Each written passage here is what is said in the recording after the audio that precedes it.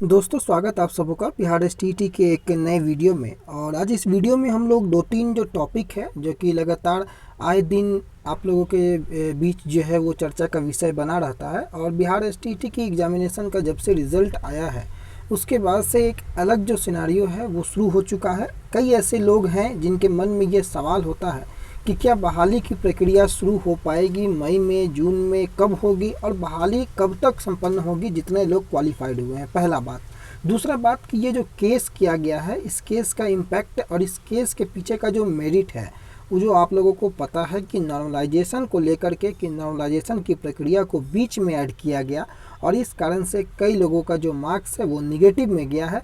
यह एक मुख्य आधार आप लोगों को भी पता होगा। उसके बारे में बात करेंगे कि नॉर्मलाइजेशन का मुद्दा कहाँ तक सही है और कहाँ तक गलत है। और तीसरी सबसे महत्वपूर्ण बात कि बिहार एसटीईटी को लेकर के जितने भी लोग, चाहे वो केस से जुड़े हुए हो, चाहे वो क्वालिफाइड हो, चाहे वो डिसक्वालीफाई कर गए हों, सारे लोगों के मन में आज के डेट में सिर्फ यही सवाल है कि क्या एग्जामिनेशन फिर से कैंसिल होगा या नहीं होगा।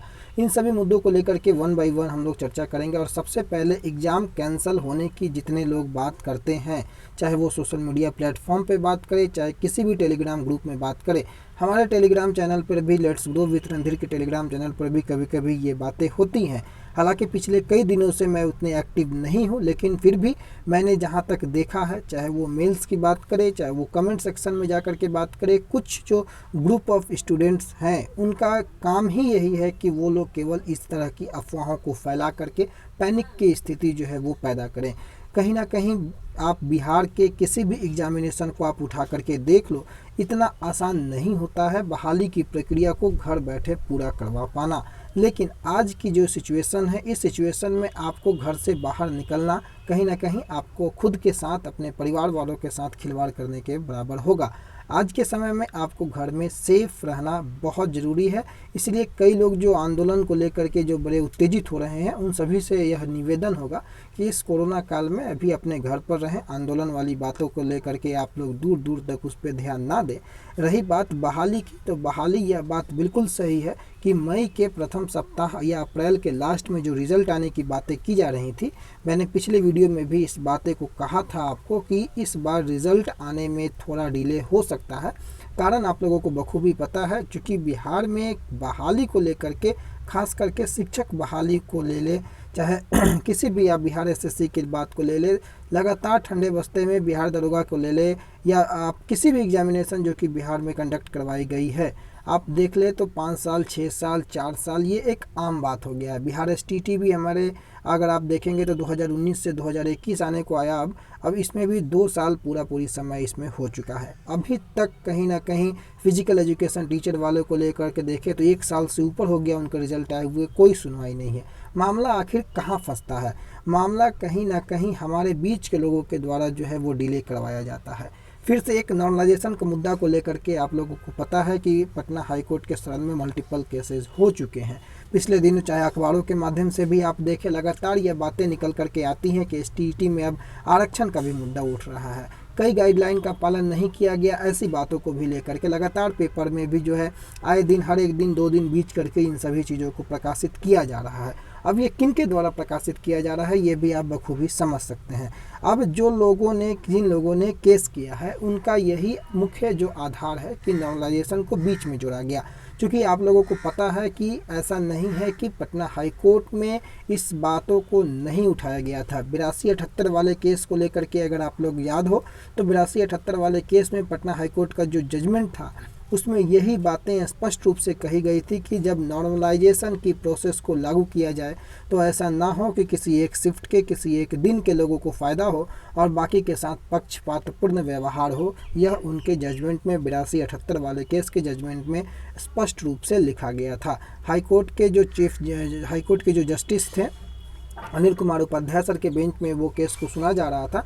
अगर उसका आपने ओरल ऑर्डर अब तक नहीं पढ़ा है तो इस वीडियो सेक्शन में जा कर के आप देख लेंगे। 82-78 केस के जो जजमेंट है उसमें स्पष्ट बातें जो है वो नॉर्मलाइजेशन को लेकर के भी कही गई थी कि जितने भी शिफ्टों में एग्जामिनेशन हुआ है उन सभी शिफ्टों का उस केस करने का 82-78 वाले का आधार भी यही था कि कहीं ना कहीं 10 और 11 वाले के साथ जो और 14 वाले के साथ जो भेदभाव, यानी कि जो लेवल ऑफ क्वेश्चंस में जो अंतर था, क्वेश्चंस के लेवल का जो अंतर था, उसी को आधार बना करके वहाँ पर हाईकोर्ट के शरण पे अभ्यर्थी गए थे और इसी बात को कह करके उस केस को डिस्पोज किया गया कि किसी एक अभ्यर्थी को फ़ायदा ना पहुँचे, तमाम अभ्यर्थियों को एक सामान्य रूप से, एक नज़रिए से, एक प्लेटफॉर्म पर एक तरीके से रख करके और उनके आधार पर ही उनका रिजल्ट को प्रकाशित किया जाए। ये पटना हाईकोर्ट की तरफ से जस्टिस साहब का, न्यायाधीश महोदय का यह स्पष्ट दिशा निर्देश उस ओरल ऑर्डर में था।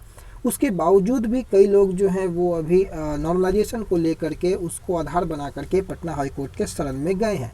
चूँकि कोर्ट है, न्यायालय है, तो वो आपकी बातों को सुनेगा, समझेगा, इसमें कोई दो राय नहीं है।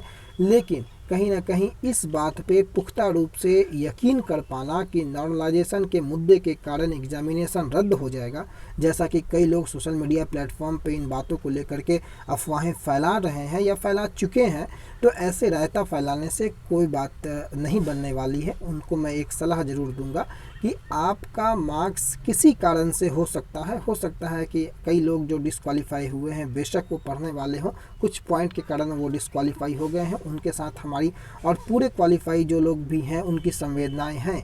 लेकिन कहीं ना कहीं एग्जामिनेशन में एक एग्जामिनेशन के रिज़ल्ट का होना या ना होना इस बात का इंडिकेशन नहीं है कि आप कितने तेज हैं या आप कितने बुद्धिमान हैं या आप कितने बेवकूफ़ हैं।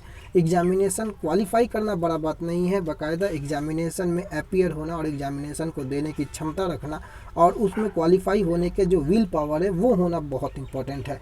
कई लोग केस को आधार बना करके जितना समय व्यतीत करते हैं उतना समय अगर वो लोग खुद पे अगर दें तो कहीं ना कहीं उससे बेटर जॉब जो है वो आप प्राप्त कर सकते हैं, बाकायदा कि आपके अंदर की इच्छा शक्ति मजबूत होनी चाहिए। लेकिन अब यहाँ एसटीईटी में आरक्षण को लेकर के भी आपको पता है कि पिछले दिनों आवाज़ उठ रहा है कि बिहार विद्यालय परीक्षा समिति जो शिक्षक पात्रता परीक्षा, पहले तो मैं यह बता दूं कि ये पात्रता परीक्षा नाम से ही पात्रता परीक्षा है और बाकी काम से ये कॉम्पिटिटिव लेवल का एग्जामिनेशन था, जिसमें कि एग्जामिनेशन क्वालिफाई करने वाले लोग जो हैं उन लोगों का चयन शिक्षक के रूप में होना है। कई लोग इस बातों को भी लेकर के बहुत दिनों से जो है वो कंफ्यूज थे कि सीट से ज़्यादा रिजल्ट हुआ है या नहीं हुआ है, लेकिन मुझे लगता है जैसा कि मैंने आपको पहले भी बताया है कि सीट के अकॉर्डिंग ही रिजल्ट हुआ है। अब लगभग कई अभ्यर्थी होंगे जिनको इस बात का एहसास होने लगा होगा धीरे धीरे कि सीट के अकॉर्डिंग ही रिजल्ट हुआ है, क्योंकि ऐसी कोई प्रमाण अभी तक जो है वो नहीं निकल करके आई है कि सीट के ज़्यादा रिजल्ट हुआ है। और जो बातें अधिकारियों की तरफ से आई हैं या जिन बातों को लेकर के अधिकारी लगातार बोलते रहे हैं, चाहे वो शिक्षा मंत्री महोदय की बातों को ले ले या प्रधान सचिव महोदय की बातों को ले ले, लगातार एक ही बात है कि सीट के अकॉर्डिंग रिजल्ट आया है। तो यह बात पे भी, इस बात पे भी अब कहीं ना कहीं विराम लग गया। दूसरा महत्वपूर्ण बात होता है कि जितने लोग क्वालिफाई किए हैं सभी का सिलेक्शन होगा या नहीं होगा। जिनका 75 है या जिनका 105 मार्क्स है, क्या दोनों में कोई अंतर होगा? तो कोई अंतर नहीं होगा। जो भी प्रॉब्लम या जो भी जो प्रेफरेंस होगा सिटी का, वो सिटी पे ही डिपेंड करेगा। जिन लोगों का मार्क्स ज़्यादा है उनको अपने हिसाब से सिटी मिलेगा, जिन लोगों का मार्क्स कम है उनको जो जहाँ पर नंबर ऑफ़ सीट्स अवेलेबल बचेंगे उनको वहाँ पर चूज़ करना पड़ेगा, क्या उनको वहाँ पर जो है वो ज्वाइनिंग मिलेगा। लेकिन ज्वाइनिंग सभी की होगी। देर जरूर हो रही है, देर होने के पीछे का एक महत्वपूर्ण कारण कोरोना भी है। अभी तक 3 विषयों का रिजल्ट आ जाना चाहिए था, लेकिन मैंने आपको पिछले दिनों भी बताया था कि 3 विषयों के रिजल्ट आने में अभी फिर से कुछ दिन जो है वो देरी हो सकती है। उम्मीद करेंगे कि आने वाले 10 से 15 तारीख तक उसका रिजल्ट आ जाए, लेकिन अभी फ़िलहाल कुछ नहीं कहा जा सकता है, क्योंकि जो बातें हुई हैं उनके आधार पर रिजल्ट आने में देरी हो सकती है। अब जब तक तीनों विषयों का रिजल्ट नहीं आता है, एसटीईटी 2019 की प्रक्रिया तो आगे बढ़ने वाली नहीं है। इसके लिए आप गांठ बांध करके रख लें। अब बात यहाँ उठती है कि क्या बहाली संपन्न मई में, जून में कब तक हो पाएगी? तो जब तक यह कोरोना काल चलेगा तब तक इस बहाली की प्रक्रिया को पूर्ण रूप से पूरा हो पाना आप बिल्कुल नामुमकिन मान करके चले, क्योंकि बहाली की प्रक्रिया का शुरू होना एक अलग बात है, बहाली की प्रक्रिया का पूर्ण होना एक अलग बात है। शुरू होने के लिए तो आपकी बहाली की प्रक्रिया मई में, जून में शुरू हो सकती है, लेकिन प्रोसेस का पूरा होना आपकी ज्वाइनिंग होने से मतलब है, और वो ज्वाइनिंग तब तक नहीं पूरा हो पाएगी जब तक कि सारी परिस्थितियाँ जो हैं वो सही नहीं बैठ जाती हैं। लेकिन जहाँ तक आप आपको बहाली की प्रक्रिया का शुरू होने का बात है, तो 3 विषयों का रिजल्ट आप उम्मीद करें कि जैसे ही कोरोना का कुछ प्रकोप कम होता है, विभाग में और बोर्ड में सारी चीज़ें जो है वो पुनः रूप से सुचारू रूप से चलेंगी, जा करके रिजल्ट अलग ही आ जाएगा। रिजल्ट उसके लिए ज़्यादा देर नहीं होगा, कुछ देर जरूर होगा रिजल्ट आने में, लेकिन रिजल्ट आपको देखने को मिल जाएगा। और ये जो केस करने वाले लोग हैं, ये केस से कोई इम्पैक्ट नहीं पड़ने वाला है। आप लोग बिल्कुल जो क्वालिफाई हैं वो एकजुट होकर के रहें। ये लोग थोड़े परेशान जरूर कर सकते हैं, लेकिन अंत में जो जीत है वो सत्य की होती है और सत्य की होगी, इसलिए इसको लेकर के कोई पैनिक करने की ज़रूरत नहीं है। बहाली की प्रक्रिया को अगर मैं एक बार में बोलूँ, लगातार आप लोगों का यह सवाल होता है कि कब तक पूरी होगी, तो बिल्कुल दीपावली के पहले तक जो है आप लोग उम्मीद बना करके रखें कि आप लोगों की ज्वाइनिंग हो जाएगी, ऐसी संभावनाएँ हैं। लेकिन उसके बावजूद भी डिपेंड करता है कोरोना को लेकर के, सरकार की मंशा को लेकर के, क्योंकि कोई बाधा STT 2019 वाले में नहीं है और सरकार चाहे तो इसको जल्द से जल्द पूर्ण कर सकती है, लेकिन सरकार का फोकस अभी कहीं और है, इसलिए इन सभी चीज़ों में डिले हो रहा है। और इसी का जो है वो फ़ायदा कई अन्य लोग जो है वो उठाना चाहते हैं, जिसके मंसूबों को सफल नहीं होने देना है। इसके लिए आपका साथ बेहद ज़रूरी है।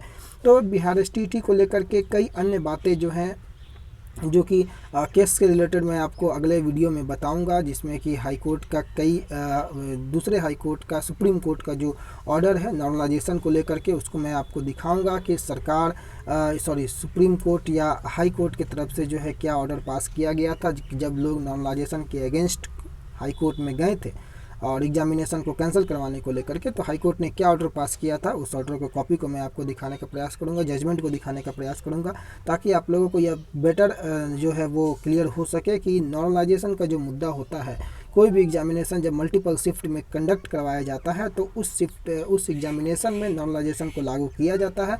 और नॉर्मलाइजेशन किस तरीके, कौन सा फार्मूला यूज किया जाएगा, वो बोर्ड, वो संस्था वो तय करती है, जो संस्था एग्ज़ाम कंडक्ट करवाती है। इसलिए नॉर्मलाइजेशन वाले मुद्दे में तो मुझे कोई मेरिट पर्सनली नहीं लगता है। बाकी मामला न्यायालय में जाने के बाद क्या बनती हैं स्थितियाँ, उस पर नज़र बना करके रखेंगे। कोई भी अपडेट आएगा तो आपको अपडेट करेंगे, लेकिन फिलहाल के लिए यही अपडेट कि बहाली की प्रक्रिया में थोड़ा डिले ज़रूर होगा। देखना होगा कि क्या रिज़ल्ट 10 तारीख तक, 15 तारीख तक कब तक आ जाता है, लेकिन जो जानकारियां हैं कि रिज़ल्ट आने में थोड़ी डिले होगी, और जब रिज़ल्ट में डिले होगी तो सारी बहाली की प्रक्रिया में डिले होगी। फिलहाल के लिए इतना ही, अगले वीडियो का इंतजार करें, फिर से किसी अन्य मुद्दे को लेकर के आएंगे। तब तक के लिए बहुत बहुत धन्यवाद। अपना बहुत ख्याल रखें, घर पे रहें, सुरक्षित रहें, अपने घर वालों का ख्याल जरूर रखें। Thank you so much.